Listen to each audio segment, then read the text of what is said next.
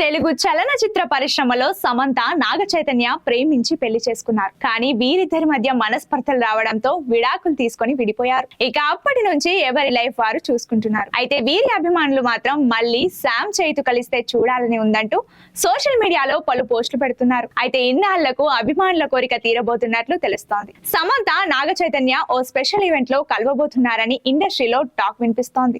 Divorce తీసుకున్న తర్వాత ఒకే చోట కలవడం విశేషం. మనం సినిమా రిలీజ్ ఈవెంట్ కు అక్కినేని ఫ్యామిలీతో పాటు సమంత కూడా హాజరు కానున్నట్లు సమాచారం. అసలు విషయం ఏంటంటే విక్రమ్ కుమార్ డైరెక్షన్ లో వచ్చిన సినిమా మనం. ఇందులో అక్కినేని నాగేశ్వరరావు, కింగ్ నాగార్జున, నాగ చైతన్య, అఖిల్, సమంత, శ్రియా శరణ్, అమల కీలక పాత్రల్లో నటించి మెప్పించారు. అయితే 2014లో విడుదలైన మనం చిత్రం బాక్స్ ఆఫీస్ వద్ద ఘన విజయం సాధించింది. తెలుగు ప్రేక్షకులను మెప్పించిన క్లాసిక్ మూవీగా అందరి మనసులో నిలిచిపోయింది. అయితే ఈ సినిమా విడుదలై ఏకంగా 10 ఏళ్లు పూర్తయింది.